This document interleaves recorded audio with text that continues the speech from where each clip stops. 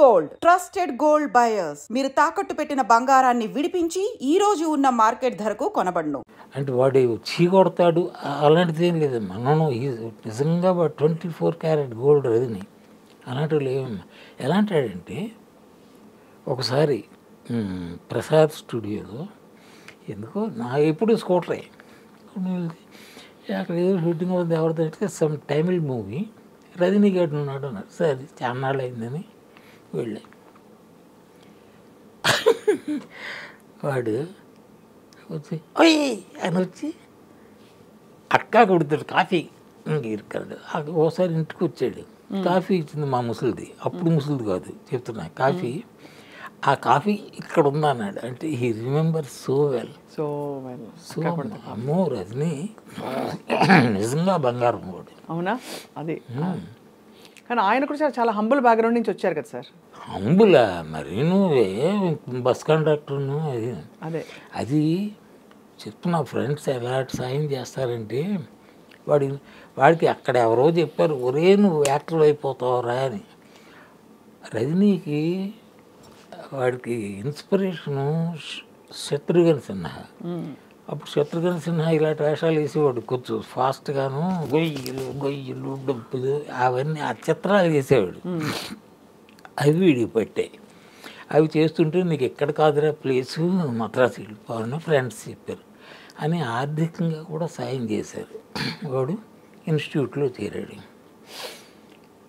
చేరిన తర్వాత ఉండడానికి ఎక్కడ కదా చాలా కష్టం. అతి బీదవాడు, మామూలు వేత్తనం కాదు. చివరికి వాడితోనే చదువుకున్న విఠలని ఒక అబ్బాయి, వాడు అలా కింద దొరుకుతుండడం చూసి ఎవరే రారా మాకు కొట్టుగా ఉంది సామాను వేసుకునేది, అది ఖాళీ చేస్తాం పడుకోనాడు. అలాగా అక్కడ పడుకోక నీడ దొరికింది.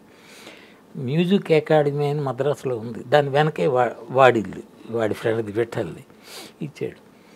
ఆ తర్వాత విఠల్ని ఏం చేశాడంటే ఏం చేయలేదు అంత చేశాడు రజని. న్యాచురల్లీ వాడి స్వభావం అది. ఇంకోటమ్మా అంటే to speak about Rajni or people like Rajni, వాడు వెరీ ఫాస్ట్ అన్నిట్లోనూ. ఆ బీదకిన్లో ఎంత ఫాస్ట్ రిచ్ అయిన తర్వాత దానికి డబల్ ఫాస్ట్. ఒకసారి ఒక కెమెరామెన్ అనుకుంటాను మద్రాసు ఎయిర్పోర్ట్లో మీదని ఏదో మాట వచ్చింది. కెమెరామ్యాన్ ఎందుకో చేయి చేసుకున్నాడు. వీడు ఫటీన్ కుట్టే దానికి పెద్ద గ్లాసు, ఆ గ్లాస్ పగిలిపోయింది. ఆ గ్లాస్ లేకపోతే కింద పడిపోయాడు. అలాంటి మహా ఉద్రేకం ఎక్కువ టక్కని రియాక్ట్. ఒకసారి తమ రెడ్డి గారు కేసీ రెడ్డి ఎవరో ఆయన తెలుసు నాకు డైరెక్ట్గా, ఊరే అక్కడికి వెళ్ళాలరా అన్నట్టు స్కూటర్ మీద తీసుకెళ్ళాను.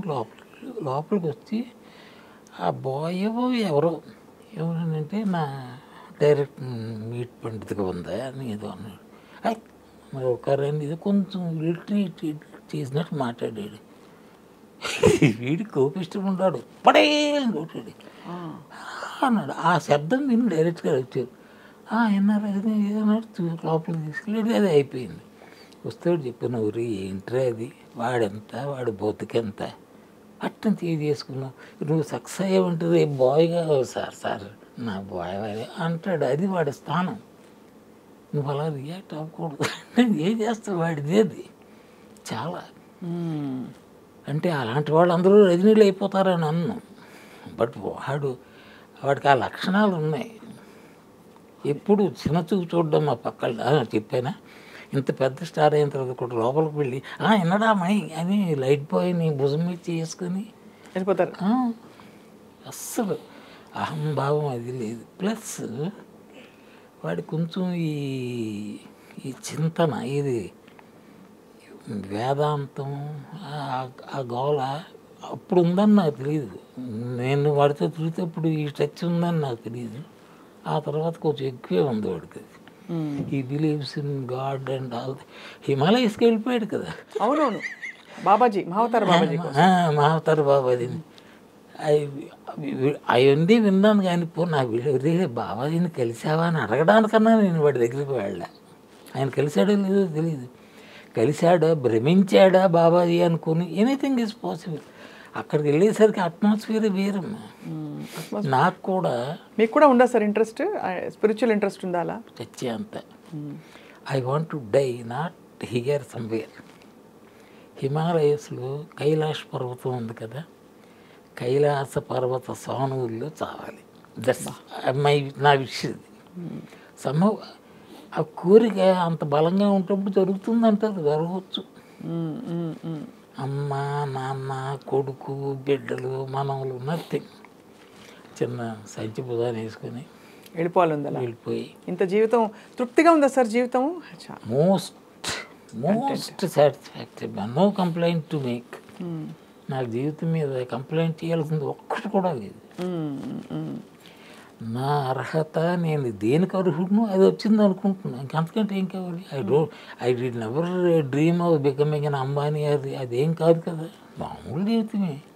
కానీ అంబానీగా కాకపోయినా సార్ మీరు అనుకున్న స్థాయిలో సంపాదించారా మీ కుటుంబ నేపథ్యంతో పోలిస్తే? లేదమ్మా, లేదు. సంపాదన విషయంలో నేను సీరియస్గా తీసుకోలేదు, కానీ నా సంపాదన లేకపోవడాన్ని సంపాదించలేదు. అంటే రెమ్యునరేషన్స్ బాగా ఇవ్వరా సార్ ఇండస్ట్రీలో ఇలాంటి సపోర్టింగ్ రోల్స్కి? ఉందమ్మా, లేదని చెప్పలేను, కానీ నేను వెరీ సక్సెస్ఫుల్ సపోర్టింగ్ యాక్టర్ని కాదు. సపోర్టింగ్ యాక్టర్లో star of their own right కొంతమంది ఉన్నారు, నేను ఆ జాతికి చెందడం. పోనీ హ్యామ్ సుందర్ ఖాళీగా ఉన్నట్టు రుచి అన్నట్టుగానే అయింది తప్ప ఇది హ్యామ్ సుందరే వెయ్యాలి అన్న అక్కడికి వెళ్ళలేదు. సో మరి మీ వేతనాలు అవి మీరే డిసైడ్ చేసుకునేవారా, వాళ్ళు చెప్పేవాళ్ళ? ఇవన్నీ లైఫ్ స్కిల్స్ కదా, జీవితంలో మనకు ఒక అర్హత ఉంది, మనం ఇంత అడగచ్చు, డిమాండ్ చేయొచ్చు అనే భావన ప్రతి ప్రొఫెషన్లో ఉంటుంది. అలా మీ ప్రొఫెషన్లో మీరు అది తెలుసుకున్నారా, మీ గురించి, మీ వర్త్ ఎంత, వాల్యూ ఎంత? నాకు నా లక్షణాల్లో ఇంకోటి ఏంటంటే ఎంత అని అడగను ఎప్పుడు. డేట్స్ ఏమిటి, వేషం ఏమిటి, అంతే తప్ప ఎంత ఇస్తావు బేరమాట అబ్బే అంత కాబట్టి చేయను. ఇంతవరకు డబ్బులు అన్న ఆస్పెక్ట్ వల్ల తిరస్కరించిన వేషం లేదు. కొంతమంది ఇవ్వలేకపోవచ్చు. ఆ రోజుల్లో 15,000 20,000 ఇవ్వడం అంటే గొప్ప మాట. ఇట్స్ ఇన్ 70s కదా. అంత ఇచ్చేవారు సార్? 15,000 నేను తీసుకున్న పెద్ద రెమ్యూనరేషన్ ఎస్పి భయంకర్ అని మన జగపతి రాజేంద్ర ప్రసాద్ గారి జగపతి బ్యానర్, కృష్ణరాజు గారు, నాగేశ్వరరావు హీరోలు, అందులో మెయిన్ విలన్. అందులో నాగేశ్వరరావుని చంపేస్తాను అనుకుంటాను.